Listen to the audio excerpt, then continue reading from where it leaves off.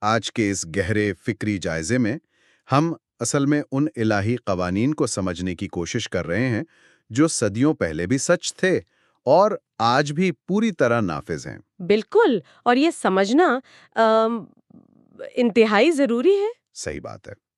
ہماری آج کی گفتگو کی بنیاد دراصل ڈاکٹر اسرار احمد رحمت اللہ علیہ کا وہ عظیم علمی شاہکار ہے جسے ہم بیان القرآن کے نام سے جانتے ہیں۔ خاص طور پر ان کا دورہ ترجمان قرآن، جہاں اہم خوبصورتی یہ ہے کہ اس میں قرآن مجید کا نہایت آسان فہم ترجمہ اور مختصر مگر جامع تشریح شامل کی گئی ہے۔ تاکہ کلام الہی کا پیغام سیدھا دلوں میں اتر سکے۔ بجا فرمایا آپ نے۔ اور یہاں ایک دلچسپ اہم جدید تکنیکی بات بھی شامل کرنی چاہیے۔ اس آڈیو پیشکش کو مصنوعی ذہانت یعنی آرٹیفیشل انٹیلیجنس کی جدید ترین ٹیکنالوجی کی مدد سے تیار کیا گیا ہے۔ ہاں، اور اس کا بنیادی مقصد ہی یہی ہے کہ اس عظیم فکری سرمایے کو آج کے دور کے تقاضوں کے مطابق عام کیا جائے۔ تو آئیے سیدھے قرآن مجید کے 12ویں پاری کی گہرائی میں چلتے ہیں، جس کا آغاز وما من دابتن کی عظیم آیت سے ہوتا ہے۔ ہمارا ہدف یہ ہے کہ ہم ان مضامین کو ان کی اصل قرآنی ترتیب اور تسلسل کے ساتھ سمجھیں۔ یہ واقعی ایک بہت شاندار اور بصیرت افروز فکری سفر ہے۔ دیکھیں، قرآن مجید کا مطالعہ، جیسا کہ ڈاکٹر اسرار احمد ہمیشہ واضح کرتے تھے، محض تاریخی معلومات اکٹھی کرنے یا پرانی داستانیں سننے کا نام ہرگز نہیں ہے۔ بالکل، یہ تو ایک مکمل عملی رہنمائی ہے۔ صحیح، یہ ایک مکمل فکری اور عملی رہنمائی کا سرچشمہ ہے۔ آج ہم 12ویں پارے کے جن حصوں پر بات کرنے جا رہے ہیں وہ دراصل اس کائنات کے خالق کی سنت اور اس کے اٹل قوانین کو بے نقاب کرتے ہیں۔ یعنی جب ہم انفرادی زندگی کی کٹھن جد و جہد اور دوسری طرف بڑی بڑی اقوام کے انجام کو ایک ساتھ رکھ کے دیکھتے ہیں تو بہت سے سربستہ راز کھلتے ہیں۔ بے شک، اور یہ راز ہمیں بتاتے ہیں کہ یہ نظام ہستی در حقیقت چل کیسے رہا ہے۔ اور اگر ہم قرآن کریم کے بالکل ابتدائی حصے کی طرف آئیں تو یہاں سورہ ہود کا بقیہ حصہ موجود ہے۔ اس میں ماضی کے انبیاء کرام اور ان کی اقوام کا تسلسل کے ساتھ ذکر کیا گیا ہے، جس میں حضرت نوح، حضرت ہود، حضرت صالح، حضرت لوط اور حضرت شعیب علیہ السلام کی اقوام کے قصے آتے ہیں۔ صحیح۔ اگر ہم تاریخی اور سماجی اعتبار سے غور کریں تو یہ سب اقوام اپنے اپنے وقت کی سپر پاورز تھی۔ بالکل، اور یہاں جو بات سب سے زیادہ حیران کن ہے وہ یہ ہے کہ ان کے پاس بے پناہ مادی ترقی اور معاشی خوشحالی موجود تھی، اور یہی وہ بنیادی نقطہ ہے جو ڈاکٹر صاحب کی تشریح کا خاصہ ہے۔ کہ ان قصوں کا اصل مقصد کیا ہے؟ ہاں، وہ بتاتے ہیں کہ یہ قرآنی بیانات محض پرانی کہانیاں نہیں ہیں جنہیں آنکھ پڑھ کر آگے گزر جایا جائے۔ یہ واقعات دراصل منکرین حق کے لیے ایک انتہائی سخت وارننگ یعنی تنبیہ ہے۔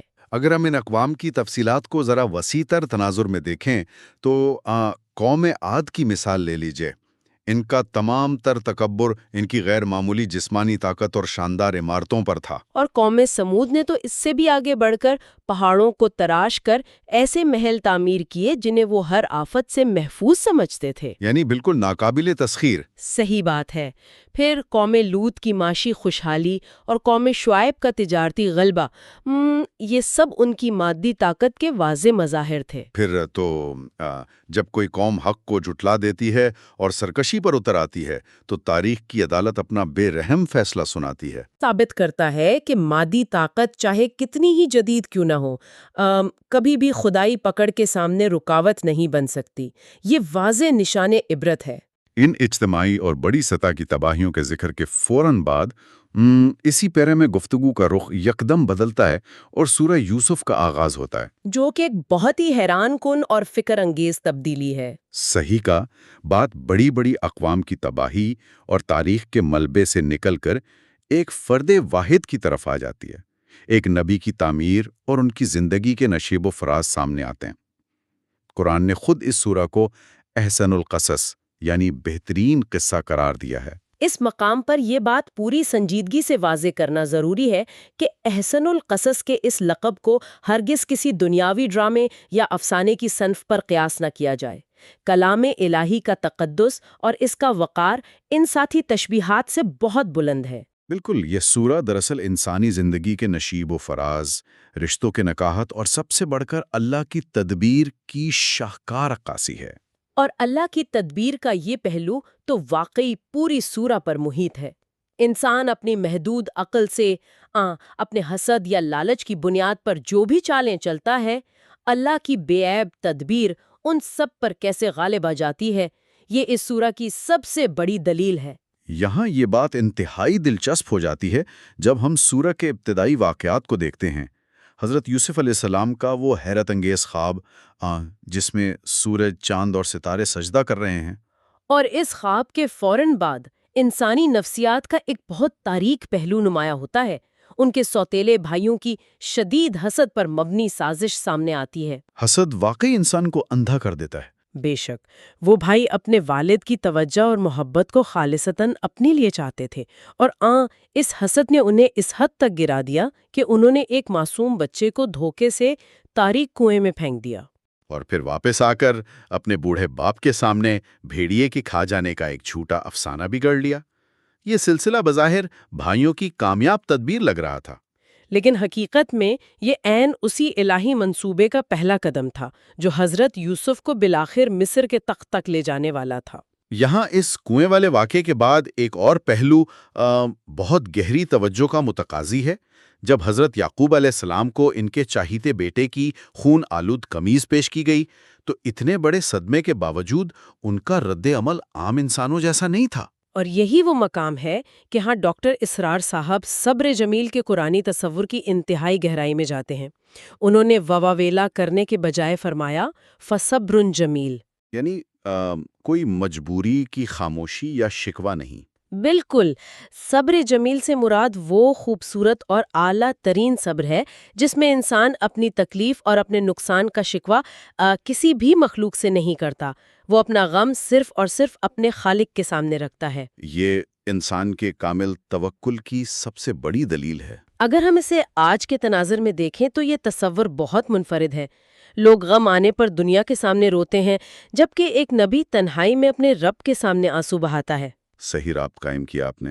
ایک طرف کنویں کی تاریکی میں ایک کم سن بچہ ہے جو ہر دنیاوی سہارے سے کٹ کر مکمل طور پر اللہ کی پناہ میں ہے، اور دوسری طرف ایک بوڑھا باپ ہے جس نے اپنے شدید ترین غم کو اللہ کی رضا کے تابع کر دیا ہے۔ تو اس سب کا اصل مطلب کیا ہے؟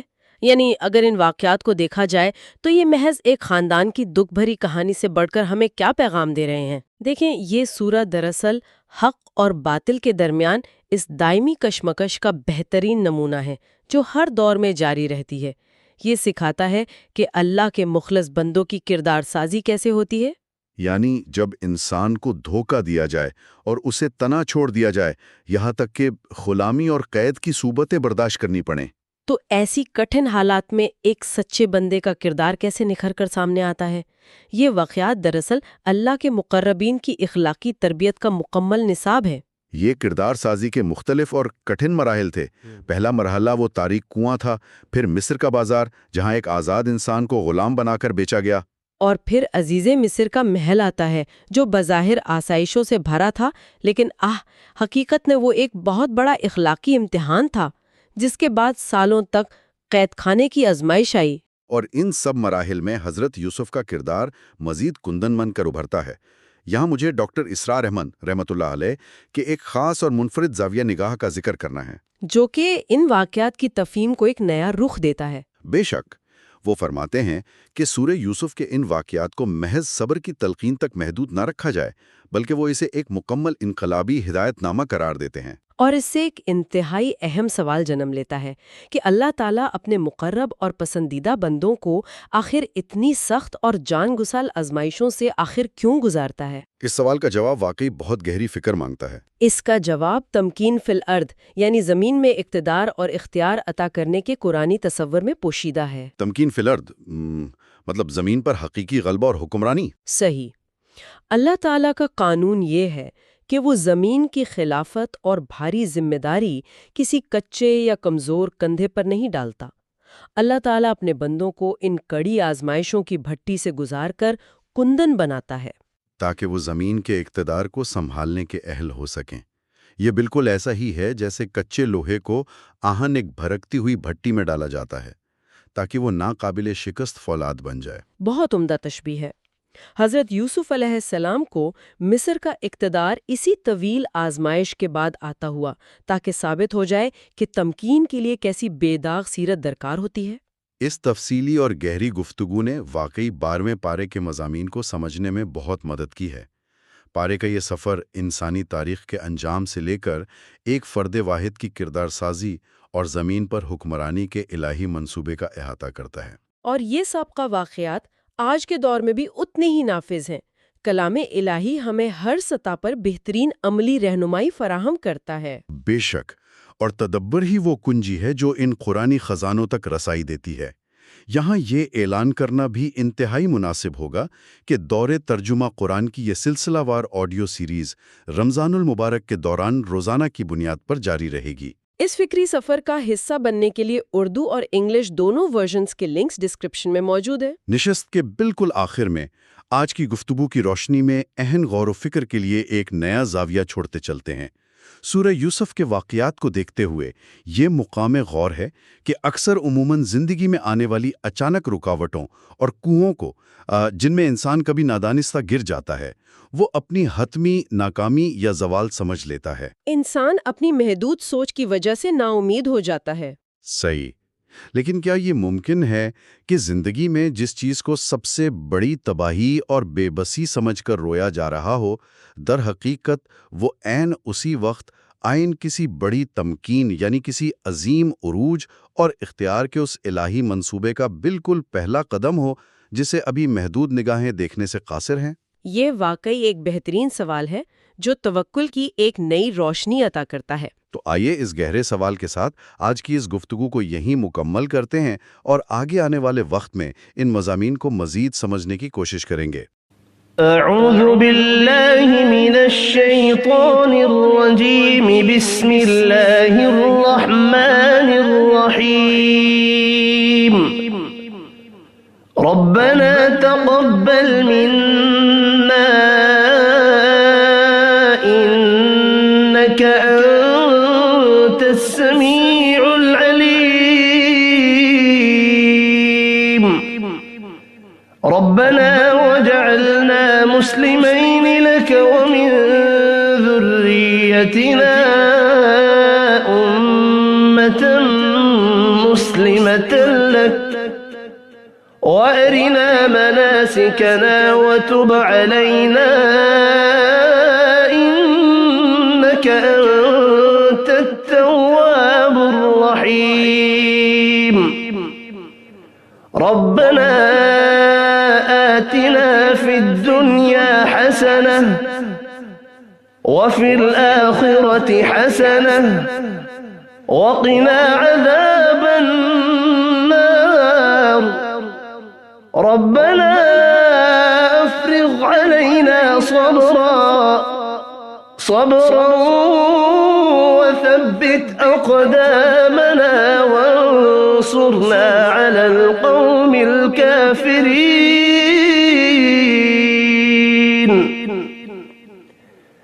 ربنا لا تؤاخذنا إن نسينا أو أخطأنا، ربنا ولا تحمل علينا إصرا كما حملته على الذين من قبلنا، ربنا ولا تحملنا ما لا طاقة لنا به واعف عنا واغفر لنا وارحمنا، واعف عنا واغفر لنا وارحمنا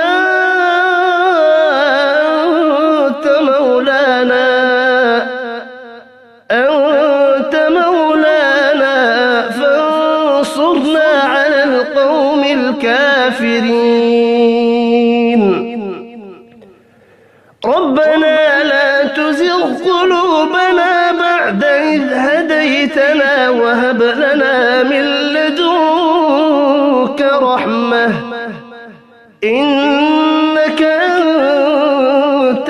وهاب